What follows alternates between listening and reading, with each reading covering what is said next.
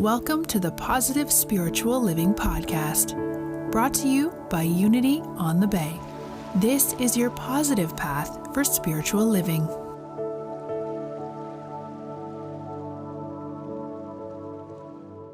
Pretty amazing too, huh? Well, welcome to Palm Sunday.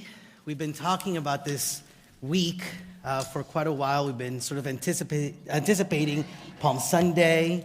On Thursday, we're going to have our annual communion service, by the way. Invite you to be a part of that. We are having it out in the courtyard at 7 o'clock on Thursday night, and it's going to be a dramatic reading of the Last Supper, as well as some live music. It's just a wonderful time, and it's the one time a year where we actually take communion.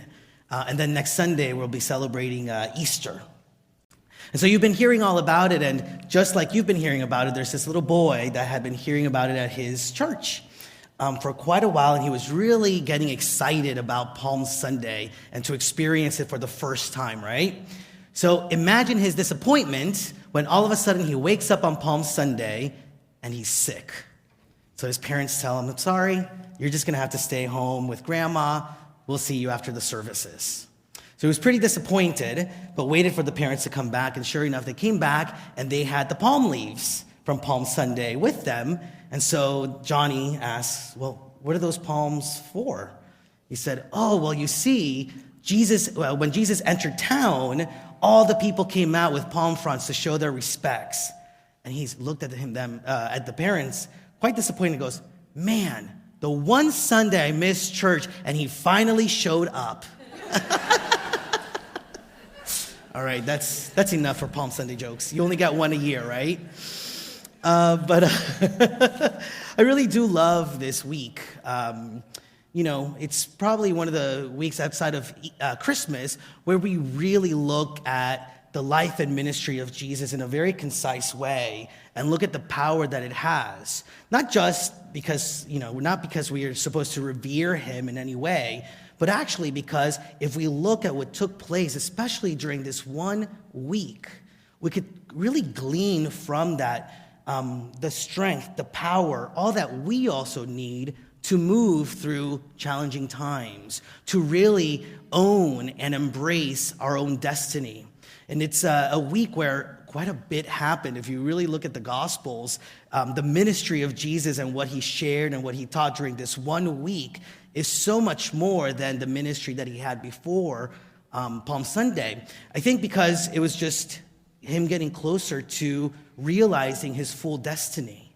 And so he knew that as he got closer to it, he still had so much to share, so much to give, and that we would be able to learn quite a bit from his example. And so this week is really also for us a great opportunity, that accelerated consciousness that we can also be a part of. Whatever we put out into the world during this week, I think carries the prayers of so many people focusing on the model and the teaching of Jesus Christ. So it starts off with Palm Sunday, and so in John 12:12 it says, Jesus' triumphant entry into Jerusalem. The next day, the great crowd that had come to the festival heard that Jesus was coming to Jerusalem. So they took branches of palm trees and went out to meet him, shouting, "Hosanna, blessed is the one who comes in the name of the Lord." So last week I shared with you that, I grew up Catholic, and so there's the whole Hosanna in the highest. How many people have that ingrained in your head, right? Also for Palm Sunday, you heard them shouting out Hosanna. I had no idea what Hosanna meant until last week, when I actually thought it'd be a good idea to figure out what was actually being said. And Hosanna is actually very simple. It's really just an expression of a deep joy and a deep praise. And I love that it says, blessed is the one who comes in the name of the Lord. Blessed is the one, blessed is the thing that comes in the name of all that is good. And you're here at Unity, so we know in Unity that all is for our highest good. There's nothing that happens in our lives, through our lives, or around our lives that is against us. It is for our highest good, because it is what moves us to recognize our truth and recognize our connection with God at all times. And so imagine, just like Jesus going into Jerusalem which, was the beginning of a week that ended with his crucifixion, right? So it was a challenging thing, and yet he entered. He really embraced his destiny. Imagine if we could embrace all that life brings to us with the same deep sense of joy, with the same deep sense of praise. Imagine if no matter what was going on in our lives, we could stand in the truth of our being and say, Hosanna, blessed is this that comes from good. So it's a really wonderful way of experiencing the way in which Jesus then really embraced his destiny, and that we are invited to embrace ours. I'm not sure whether Jesus wanted to go into Jerusalem and experience the things that he was going to experience, but I feel and know that he knew he must experience them. Right? How many times do we ourselves not maybe want to move further into our journey or take decisions that we feel we are guided to take? But if we really think about it, if we really trust our heart, if we really trust that higher consciousness that is within us, we know we must do it. That's the beauty, I think, of Jesus going into Jerusalem. Now, one of the things that not many people know is that he actually didn't stay in Jerusalem the whole week. He would go in during the daytime, do what he had to do, and then he would go back to Bethany, the town nearby, and sleep there. And what that means to me, I love that we can experience this metaphysically. Metaphysically, Jerusalem is a symbol of a higher state of consciousness of peace. And Bethany gets its name from the sound that the wind made when it went through the fig trees. And it actually made a sound like a crying sound, like a wailing sound, like almost like there was pain. And that's where it gets its name from. And what that tells me is that even as Jesus was embracing his destiny, he had moments of clarity and he had moments of being at peace with which was to come. And he also was very human and experienced fear and experienced pain and hurt, knowing of what was to come. We know that he actually, later in the week, prays to God and says, well, if this is not for me to do, I'll gladly not do it. But he knew that it was his destiny. And he knew that through him embracing his destiny, not only would he be resurrected, but he would take all of us with him, that we would all be raised to a higher level of consciousness. So he could have gotten stuck in the drama, but he saw beyond that because he looked past himself even, and looked at what him embracing who and what he truly was would mean for all those around him. Coincidentally, this week is also known as Passion Week. And so as we look, and as I invite you to look at embracing your destiny, I also ask you, what are you passionate about? What are you passionate about to bring into the world, to really birth into the world that maybe you're a little scared to do so? Maybe there's a part of you that truly still hasn't fully embraced all that you are meant to be and all that you are meant to do for not only your sake, but for the sake of humanity. Have you embraced what the world and God has intended for you? I ask myself that question quite a bit because, again, like Jesus, I think we have those moments where, oh yeah, I'm heading in that direction. I feel good. I know it'll be challenging. How many of you have done something in your life that you really, really wanted and you knew that it was going to be challenging, but you did it anyway? How many of you, even through the moments of challenge, found this deep sense of joy that you were living out your passion? Right? It's the difference between happiness and joy, I think. Happiness, we all say, oh, we want to be happy. Happiness comes and goes, right? Like happiness is almost a superficial emotion. It has to do a lot with what's going on outside of you. Joy is this deep sense of an awareness that you are doing, that you are being that which you are intended to be and do. And nobody really, once you grasp that, no one can take that joy away from you, right? No outside circumstance, because you own it. It is a part of who you are and what you are doing. Now, when we are looking at our destiny, It's life. And we can kick and scream as it's happening, or we can truly embrace it and surrender to it. And when we do surrender to it, I think it brings about a real big shift for ourselves and for the world. And in that, it's almost like life isn't necessarily happening around you, but life is happening through you. And isn't that where we want to get? Where life, where love, where peace, where joy is not just something that's outside of us, but it's actually outside of us because it is being created and birthed through everything that we do, everything that we are, everything that we believe, and everything that we put energy into. Now, when we do that, and I mentioned this before, it's not just about us. Jesus went through his crucifixion and through his resurrection experience, not just for his sake. He knew that as he resurrected, he was lifting the consciousness of all humanity. Imagine if we can not only embrace our own destiny, embrace what is ours to do, but through that, remember that as we are being challenged, at the same time that it is difficult, the fact that we are moving through it doesn't just benefit us, but it benefits the whole world.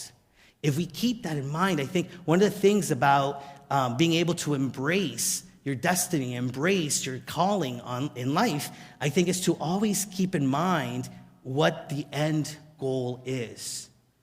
That it's to know God, to love people, to serve the world. Now we also do, Neil Donald Walsh actually, he says that a life lived of choice is a life of conscious action. A life lived of chance is a life of unconscious creation.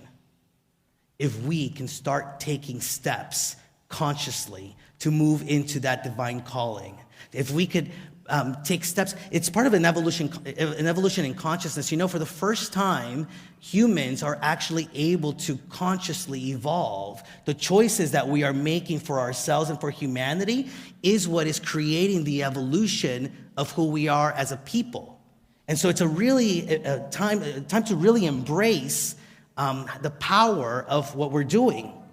I love that, on Palm Sunday, most of you probably got this on the way in. If not, you can get it on the way out. It's one of the few times that you'll see a cross at Unity. We don't necessarily concentrate on the crucifixion much, but we really do want to glean what we can get from metaphysically looking at this. And I love the metaphysical interpretation of the cross. So the metaphysical interpretation, this horizontal line, is meant to signify this, the worldly plane, the world in which we live in. And then the vertical line is actually the journey in consciousness. You're raising in consciousness. So it's our spiritual life. The thing that I love the most about it, and the thing that I love most about where we are in the evolution of consciousness, is that it's not about choosing one or the other. It's not about choosing your human life and the world outside of you, and it's not about just choosing the spiritual life and going away and not being a part of the world. In the middle, where they meet, that is the kingdom of God at hand, metaphysically. When we come into communion, that human part of us, with our own divinity, we are able to experience the kingdom of God here and now and in the world. And that, to me, is a very powerful thing because it really invites us to be an expression of God in the world. We are a part of the energy. We are a part of the evolution of all of the community. We're part of the world. We're part of supporting the world. Now, it's really interesting that at the time of Jesus going into Jerusalem, and this may sound familiar, it was a time of political upheaval. It was a time of a lot of questioning. There were wars going on. There was economic distress. There was economic inequality. There was oppression going on. Sound familiar? It sounds a little familiar, right? It sounds especially familiar. I mean, I don't know if this is true or not, but for me, it sounds more familiar than it used to a few years ago. If you look at what's going on in Venezuela, I'm an Ecuadorian, and I've never really been that engaged in what's going on in my home country. And I know they've just gone through an election. It's been really rough on people. There's things going on in Africa. I mean, everywhere you look in the world, I think there is a thirst for experiencing God in a different way, is it not? Well, I had an experience recently, last week, think it was Tuesday or Wednesday, where I turned on the TV and I was really, really touched by what was happening in Syria and the gas attack that took place. And the first thing I did was cry. I really felt the hurt. I also felt the compassion, but I felt the hurt. The second thing I did was actually turn off the TV because I just thought it was too much. I didn't want to see it. I didn't want to experience it. And if you know me, you know that I am about being involved in the world, being involved in social justice. So it was kind of interesting for me to just feel like it was just too much. So the third thing I asked was, well, why did I do that? Why was it feeling too much in that moment? And what came to me later on and through prayer was that I actually was really scared about what that was asking of me. It wasn't that it was too much for me to see. It was too much for me to answer a call that was being birthed in me to do something about what was happening. And, it's an interesting thing to be able to realize that and to want to further look at what that means. I think that if we all look out into the world, there are specific things that are happening that really connect with us, that really tug at our hearts. And a lot of times, we just don't want to look. I have people, and if you're one of them, tell me, I don't watch the news because I don't want to get too involved in what's going on in the world. Well, it's still happening out in the world, right? So if it's for your own sake that you're not doing that, wonderful. If it's out of fear, I would question it. I would question whether you are being called to do something out in the world. I mean, look at what's going on in the environment, right? These are big issues, war, big issues to take on, challenging issues. But we all play a role in one of them. I think that our destiny is to answer a call to specifically support the raising of consciousness in the world. What that is for you, I'm not sure. It's for you to figure out. What it is within those situations is for you to. It's not, maybe it's about curing cancer. Maybe you are the one that's supposed to be curing cancer. Maybe you're the one that's supposed to hold cancer cure in prayer.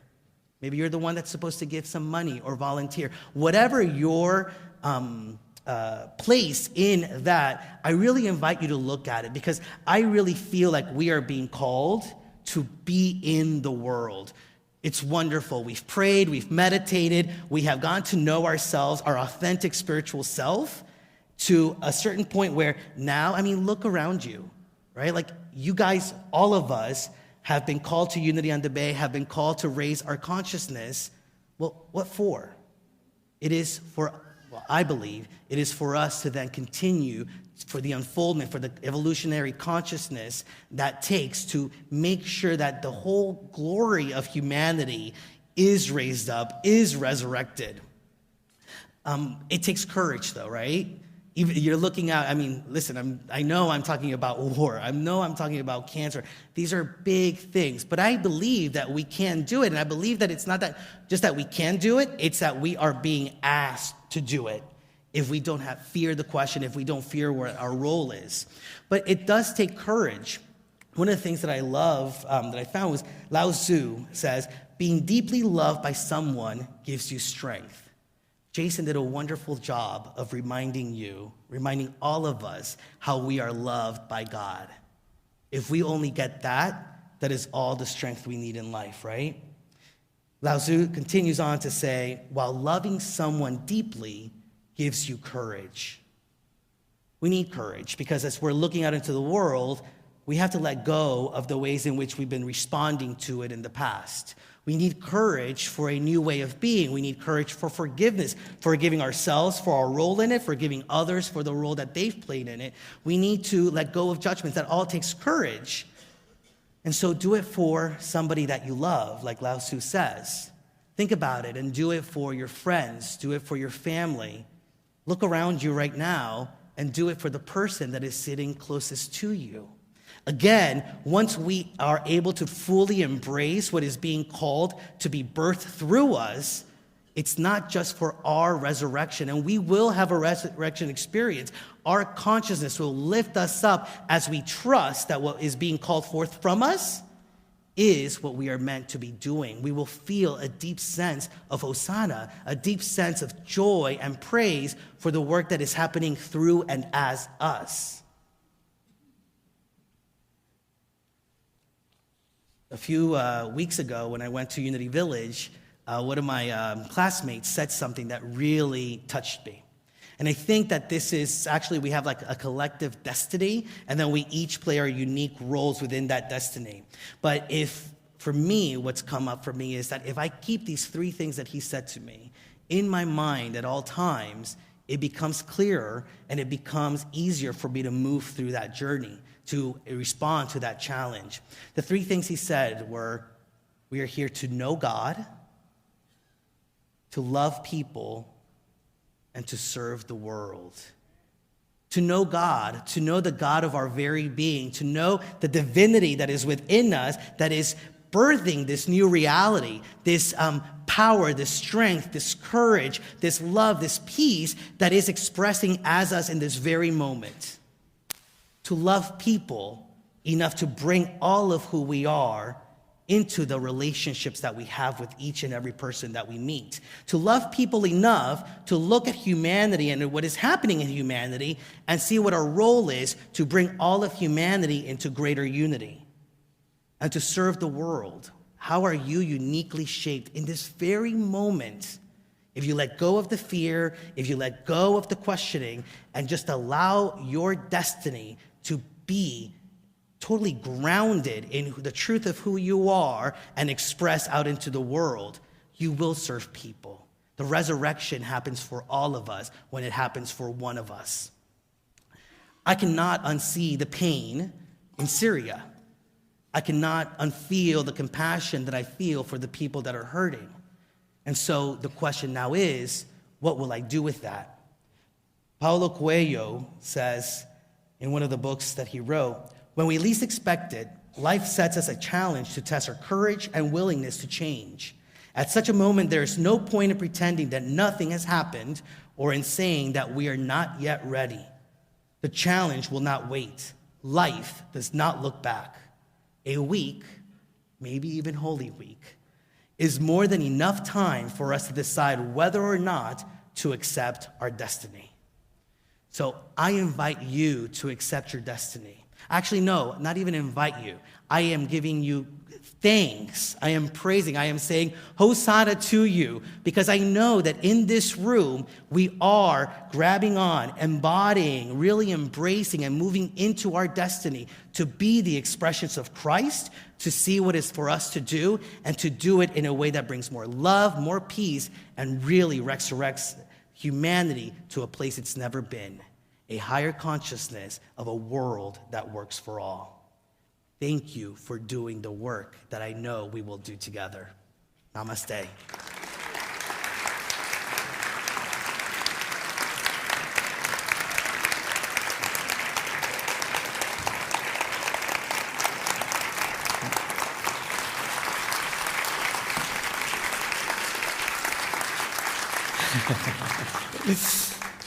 Well, you know I believe in the power of this community.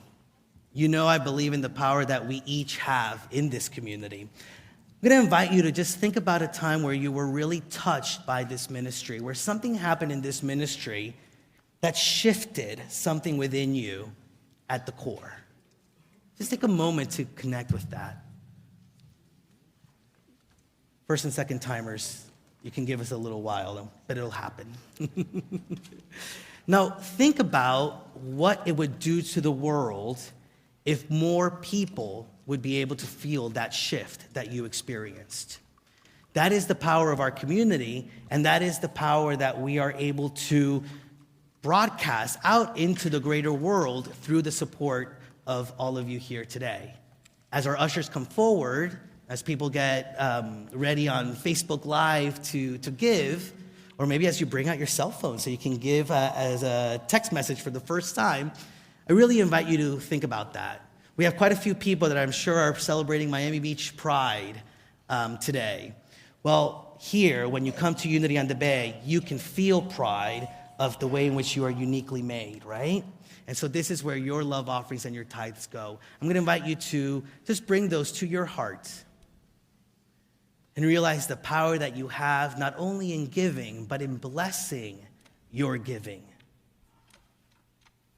for a world transformed through the power of unity, through the power that we each bring to this collective energy. Let us speak our love offering blessing together. Divine love, through me, blesses and multiplies all that I am, all that I have, all that I give, and all that I receive. Amen.